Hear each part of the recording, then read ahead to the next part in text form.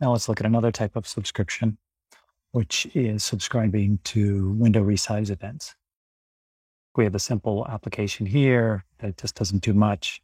The first thing we're going to do is make the model actually store the width and height of the screen. So we'll make width be an int and height be an int.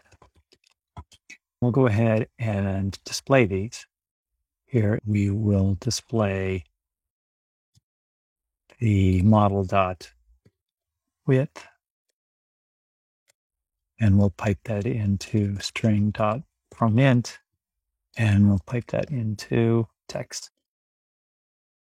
And we'll do the same thing with height, and we'll put, let's say, an X between them. Let's change our initialization. So this will just be model 00. And let's try this. We have a problem. Of course, we don't have commas here.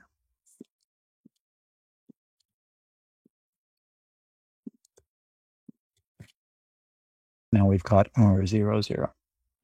Let's turn off responsive. Right, so we see our 00 now. Well, I mean, not very useful so far, but that's the beginning. Next, we're going to import browser.events.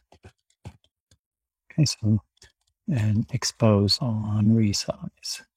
Let's go ahead and subscribe to on resize. On resize, we're going to pass a message, maybe window resized, and it'll get passed a width and a height. Let's define such a message. Let's make our message be window resized, and we'll get an int and int. And then here, when we get a window resized, we'll get a width and a height. We'll just create a new model with the width and the height.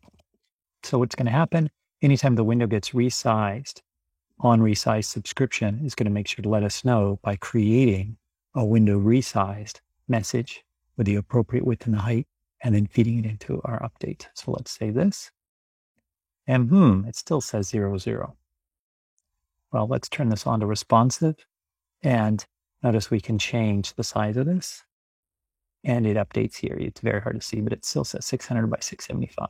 The problem is, after resize, we're fine. It'll update. But the problem is we need to also know what's the initial size. And of course, keep in mind that once we know the size, once we know the width and the height, we can do whatever customization we like of any HTML that we emit.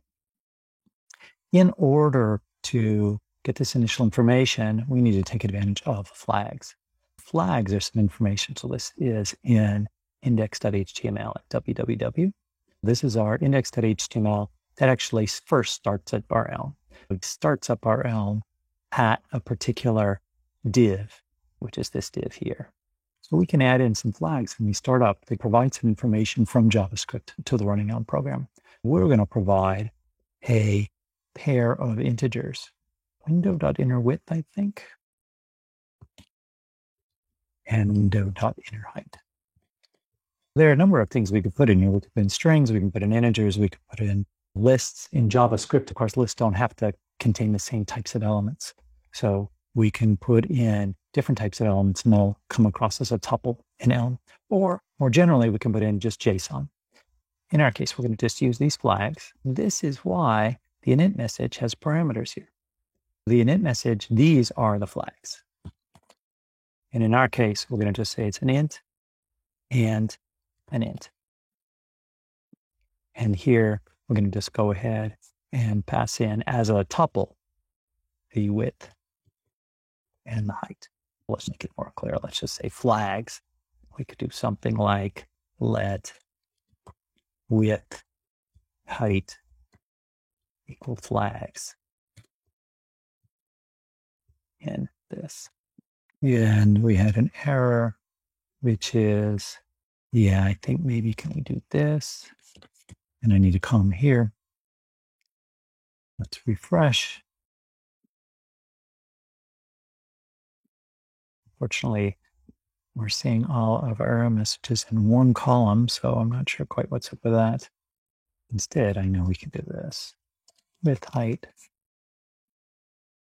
width and height, put into the model.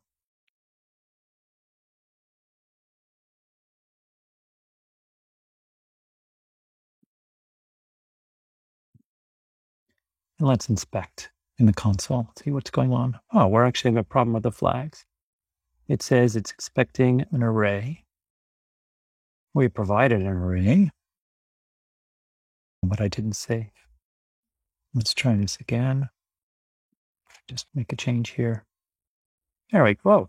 Okay, 307 by 346. That must be the initial size of this. Let's open this in a new window. And you can see that it's 1159 by 763. As I resize, it gets bigger and smaller, just as I would expect. So that is another example of subscriptions, or we're subscribing to WinOwitz. There are other sorts of subscriptions you can do as well. You could subscribe to keystrokes. If you just want to know if the user is typing in your application, if, for instance, we were doing some sort of an application like this, for instance, Code Sandbox, we need to get all sorts of things, Command S, all sorts of typing. So we could do that. Some typing, if you're focused, can go to a particular HTML DOM element. But if you just want to get general typing and have that go to your app, you could do that. Other sorts of subscriptions, you might have a subscription, for instance, for a Firestore. So as there are changes that are happening, when you have the results of a query that had come into your app via a subscription,